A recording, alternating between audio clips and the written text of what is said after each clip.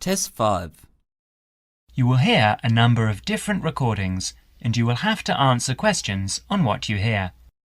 There will be time for you to read the instructions and questions and you will have a chance to check your work after each section. All the recordings will be played once only. The test is in 4 sections. Write all your answers on the listening question booklet. At the end of the real test, you will be given 10 minutes to transfer your answers from the question booklet to an answer sheet. You should be prepared to do this with the practices. Now turn to Section 1.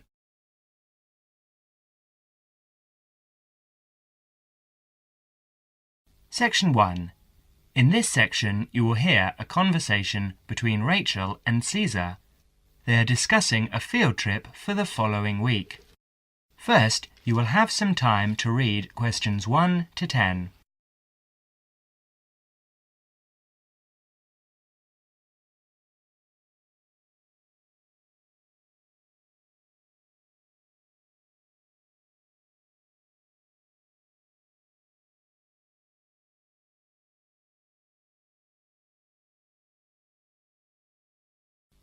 You will see that there is an example which has been done for you. On this occasion only, the conversation relating to this will be played first. Hi, Caesar. How are you? Good, thanks, Rachel. I'm fine.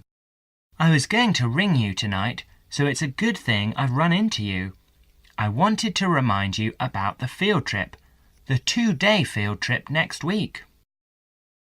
Caesar wanted to remind Rachel about the field trip next week, so next week is provided in the space. Now we shall begin. You should answer questions as you listen because you will not hear the recording a second time. Now listen carefully and answer questions 1 to 7. Hi, Caesar. How are you? Good, thanks, Rachel. I'm fine. I was going to ring you tonight, so it's a good thing I've run into you. I wanted to remind you about the field trip, the 2-day field trip next week. What field trip? The geography field trip to the Warragamba Dam and the water treatment plant. It's a compulsory part of the first year environmental science course. Didn't you know about it? No, I must have missed that piece of information. This is news to me. But give me the details, please. Sure. Well, we have to meet outside the library next Monday at 7 in the morning, or you can meet us at 7:45 at the bus station in time to catch the coach, which departs at 8 o'clock. Oh, all right. And how long does it take to get to this place? Well, once we're on the coach, it will take about 2 hours. No, actually more like 2.5 hours at that time of day. And it could take as long as 3 hours to come back the next day because of the evening traffic. And what's the purpose of the trip? Didn't you get the course outline? You don't seem to know anything about this course. Well, remember, I only started at the university a month ago, so I joined the course 2 weeks late, and I've been trying to catch up ever since. Oh, of course. Well, we spend the first day visiting the dam. I believe we actually go inside the wall of the dam, which is really quite interesting, to see the dam functioning, you know, how much they regulate the water supply each day, depending on how much water is needed downstream in Sydney. Oh, OK. And, so if this is a 2-day trip, where are we staying? Not camping by the dam, I hope? No, not camping. They do actually have some overnight cabins near the dam for visiting groups, but we're spending the night in a youth hostel in a town nearby. That's all been arranged by the university. And what about meals? Should we take our own food along? No, you won't need to do that. The hostel provides 2 meals, breakfast and an evening meal, and we can find a cheap place to buy lunch. Great. So, is this the only dam that supplies water for Sydney? There are a couple of others too, but this is the main one. Well, With a population of over 4.5 million people, I suppose we do use thousands of litres each day.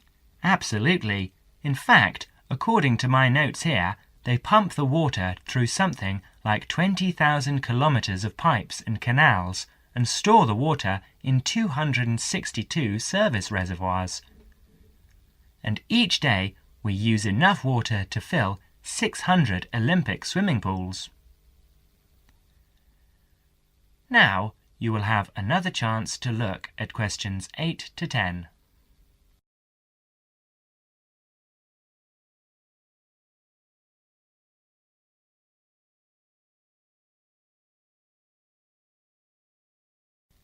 As the conversation continues, answer questions 8 to 10. And what's happening on the second day? Well, we're coming back to town and going to the water treatment plant to see how they purify the water for drinking.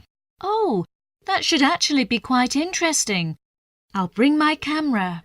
Yes, that's a good idea, because we're supposed to include original photos for the final piece of work at the end of the course.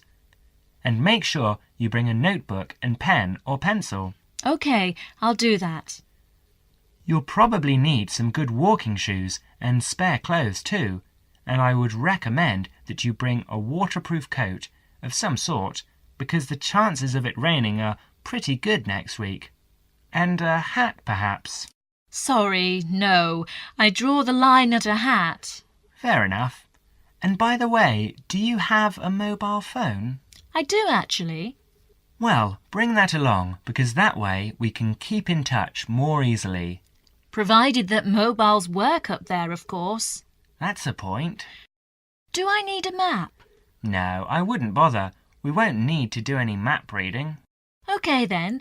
See you on Monday, and thanks very much for letting me know. That is the end of section 1. You now have half a minute to check your answers.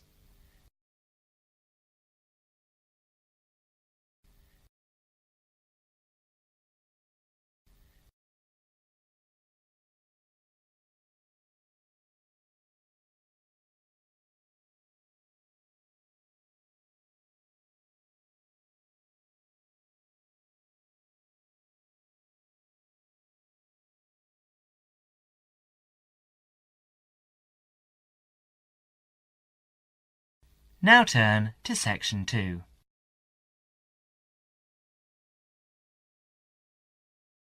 Section 2. You will hear an extract from a radio program called Consumer's Choice, which gives advice to consumers on how to make complaints. First, you will have some time to look at questions 11 to 20.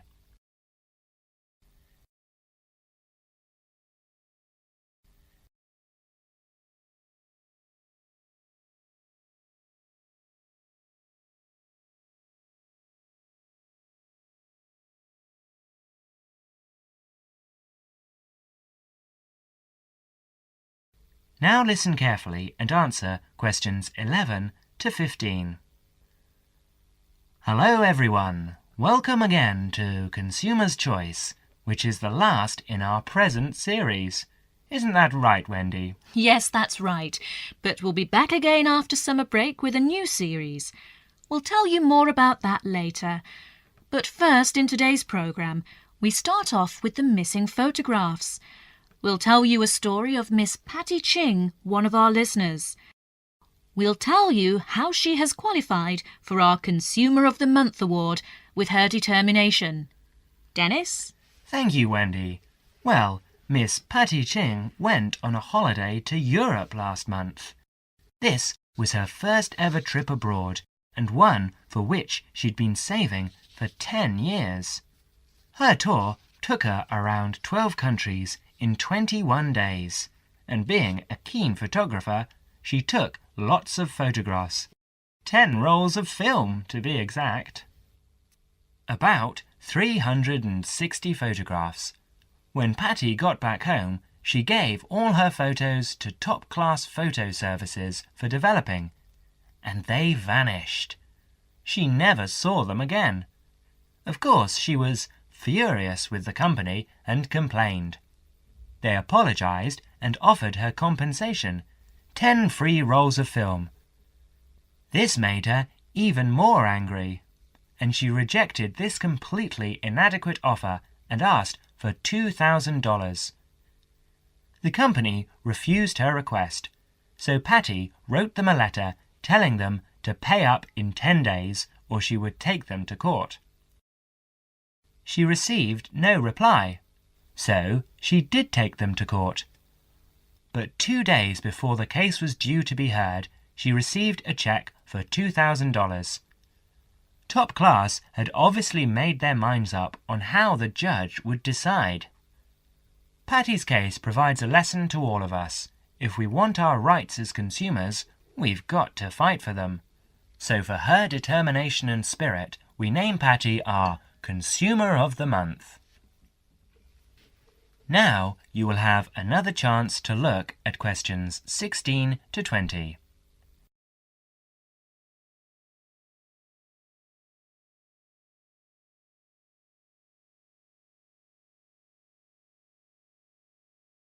As the conversation continues, answer questions 16 to 20. Thank you, Dennis. And now I'd like to deal with the problem that many of our listeners write about: sale prices. When we go to a sale and see a sign on something saying 50% off or $300 reduced to $100, how do we know the prices really have been reduced? One of our listeners, Mr. Alvin Locke, tells his story. In a department store where I sometimes shopped, I saw a leather belt priced at $100. Too expensive for me, but I liked it and thought I might buy it next time the store had a sale. The store did have a sale, and I went back to look for the belt. It was there all right, but the ticket on it now read $200 reduced to $150. The sale price was actually higher than the normal price. What can we as consumers do in a case like this? The answer to Alvin's question is that, at the moment, all we can do is to complain to the store's management and bring these cases to the attention of the public. Bad publicity might help to put a stop to this dishonest practice. Of course, making a fuss about faulty goods or bad service is never easy. Most people dislike making a fuss. But if something you have bought is faulty or does not do what was claimed for it, you are not asking for a favour to get it right. It is the shopkeeper's responsibility to take the complaint seriously and to replace or repair a faulty article or put right poor service, because he is the person with whom you have entered into an agreement. The manufacturer may have a part to play, but that comes later. So it's quite proper and reasonable to make a complaint about faulty goods or bad service. Well, Wendy, what do you think is the right way to do that? Well, the most important thing about making complaints, I think, is that they should be made to a responsible person in authority. Go back to the shop where you bought the goods, taking with you any receipt you may have. Ask to see the shop assistant in a large store. In a small store, the assistant may also be the owner, or you can complain directly. In a chain store, ask to see the manager. If you telephone, ask the name of the person who handles your inquiry. Otherwise, you may never find out who dealt with the complaint later. Even the bravest person finds it difficult to stand up in a group of people to complain. So, if you do not want to do it in person, write a letter. Stick to the facts and keep a copy of what you write. At this stage, you should give any receipt numbers, but you should not need to give receipts or other papers to prove you bought the article. If you are not satisfied with the answer you get, or if you do not get a reply, write to the managing director of the firm, shop, or organisation. Be sure to keep copies of your own letters and any you receive. Well, thank you for your good advice. It's nice for every consumer to take an action when he or she gets bad goods or service. And of course, The consumer's choice will continue to press for the government to bring in laws similar to those in other countries to protect consumers by making it illegal to cheat them in this way. And now I'd like to tell you about our new consumer hotline, which came into operation last month. So far, we have received... That is the end of section 2. You now have half a minute to check your answers.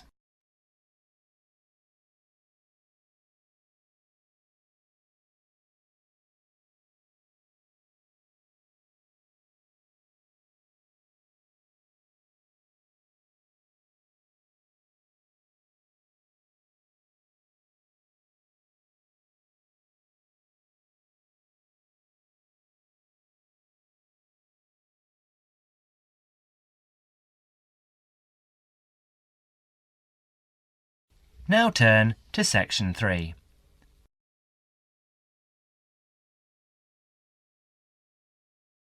Section 3.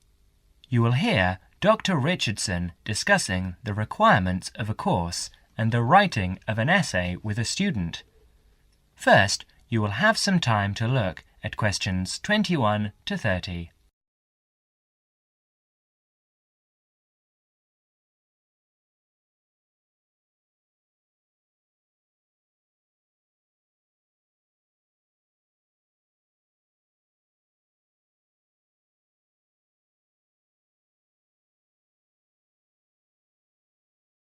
Now listen carefully and answer questions 21 to 28.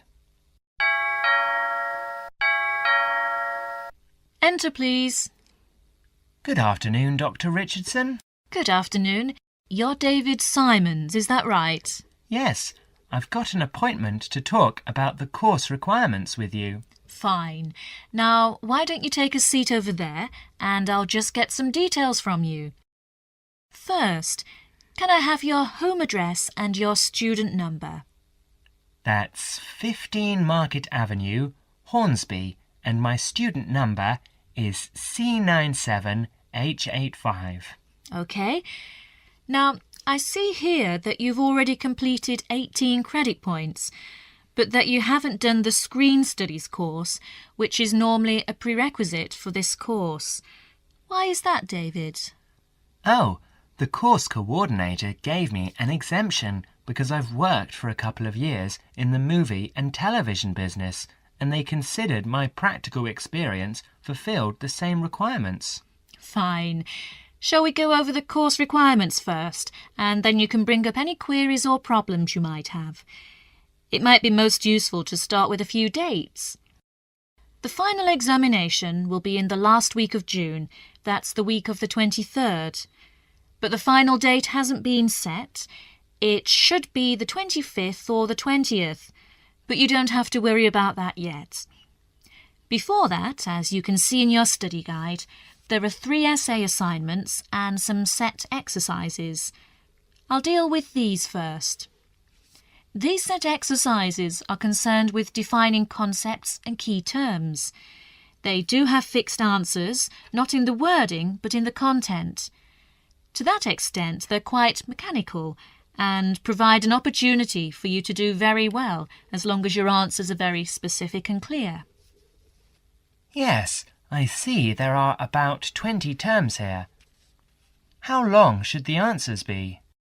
You shouldn't exceed 250 words for each term. Right, that looks easy enough. And the third assignment seems fairly straightforward too. Just a journalistic type review of a recent development in television. It's not so different from what I've done in my work. Yes, it should be fairly easy for you, but don't exceed 1,000 words on that one. Essays 1 and 2 are the long ones. The first essay should be about 2,000 words, and the second 2,500 to 3,000, and the approach for both should be analytical. In the first one, your focus should be on TV and the audience, and you should primarily consider the theoretical issues, particularly in relation to trying to understand audience studies. In the second, I'll want you to focus on analysing television programmes. Should I concentrate on one particular type of program for that? Not necessarily, but you must be careful not to overextend yourself here. A comparison between two programs, or even between two channels is fine, or a focus on one type of program, such as a particular series, works well here. So if I wanted to look at television news programs, that would be okay? Yes, there would be no problem with that. In fact, it's quite a popular choice, and most students handle it very well. Good. I'll probably do that, because it's the area I want to work in later. Later, during the course, Dr. Richardson gives David some advice and warnings about his essay. You now have another chance to look at questions 29 to 30.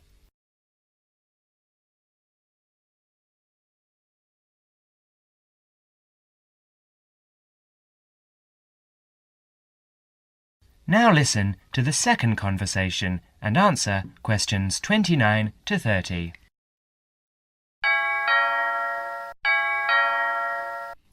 Come in and sit down, David.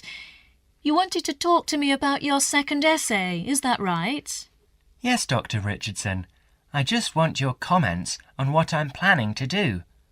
I'm doing the essay on the differences between TV news programs at different hours of the day. How many time slots are you planning to consider? Well, I think I'd look at all of them. That'd be 5 slots. The breakfast news, the mid-morning news and the midday news. That's 3. Then there's the 6 o'clock news, then the 10 o'clock and midnight programmes. So that's 6, not 5. That's rather a lot. And you'd have a lot of different audiences to consider. Why don't you just do 2, say the mid-morning and then 6 o'clock? That should give you 2 fairly contrasting approaches with 2 main audience compositions. Oh, just 2 then? Yes, I think that'd be much better. Now, how many actual programmes do you plan to work with? I suppose you think analysing a whole week of news programmes would be too many. Well, that depends on how much of each programme. If you concentrate on one particular type of news item, say the sports news or local items, it might be all right. Yes, I can see that would be a good idea. I won't make a decision now before I collect a sample of programmes over a whole week. I'll look at them and see what items appear throughout the week. Yes, that's a sound approach. Now, we're getting close to the deadline. Can you finish it in time? Yes, I think so. I've completed the reading and I know what my basic approach is, so it's really just a matter of pulling it all together now. Fine, David. I'll look forward to reading it. That is the end of section 3. You now have half a minute to check your answers.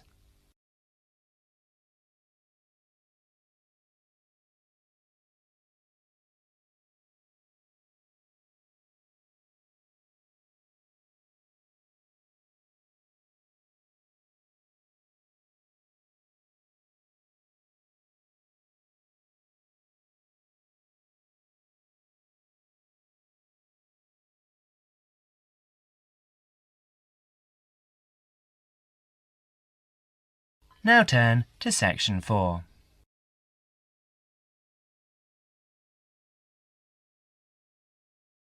Section 4. You will hear an extract from a student's presentation about computer viruses. First, you will have some time to look at questions 31 to 40.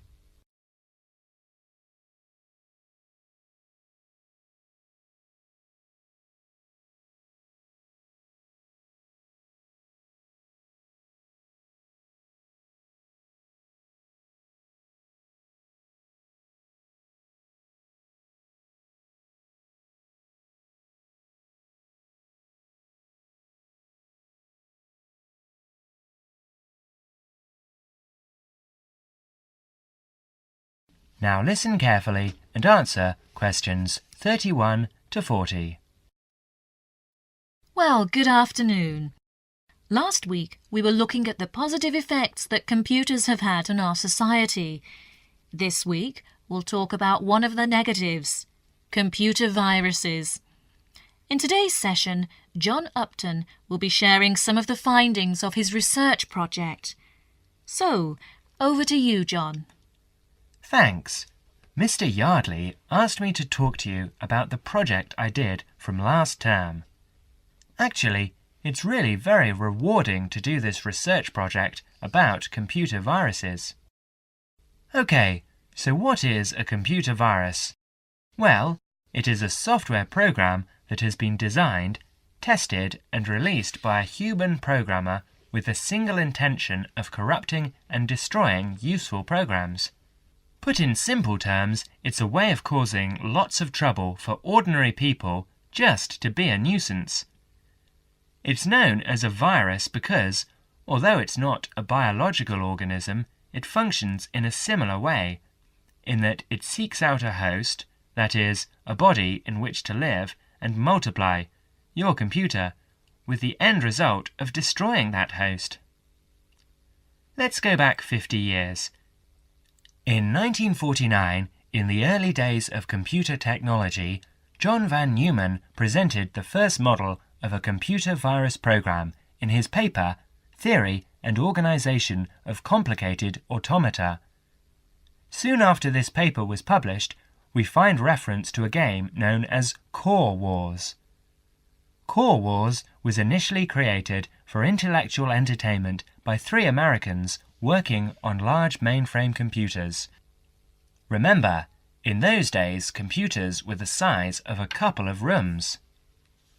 By the 1980s, for the small sum of $2 postage, anyone could get details on how to play Core Wars, and very soon after, we see the emergence of a new pastime, one where people spent time creating programs that could escape the game and destroy other programs. In this way, the first computer viruses were born. Like their biological counterparts, computer viruses are picked up through casual habits. Virus programs are often intentionally placed within useful programs in the public domain, or they're included in software which is not official. That is software you might have acquired on the black market, which, of course, you don't do. It seems quite hard to believe that anyone would go to this level of deceit to intentionally corrupt the data of others, but the rise in the number of computer software infections and the amount of lost data that we are seeing these days is proof that these virus programmers are going to extremes to do just that. They are going out of their way to create programs that hide inside legitimate software applications and cause all sorts of errors that the average end user will then mistake for hardware failure. In other words, they will think that the problem lies with their own computer. So, what can we do to combat these people? Well, the first thing is to realize that virus programmers succeed because people are not always careful about where they get their programs from. So, number 1, be very careful. And I don't just mean that you should be careful about the source of your software.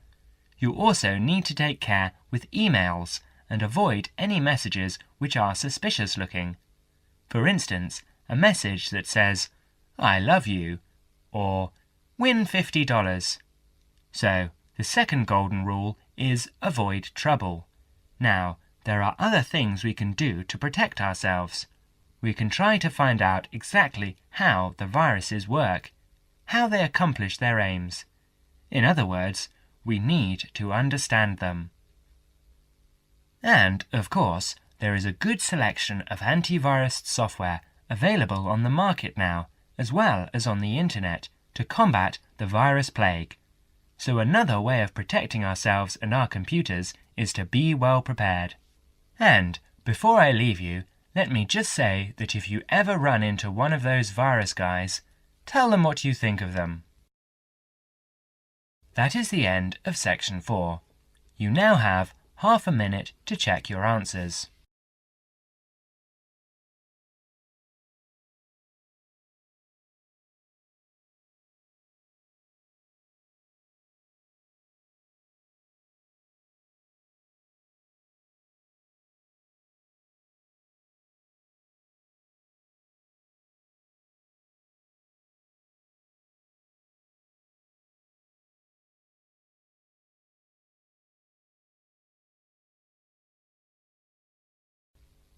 That is the end of Listening Practice Test 5.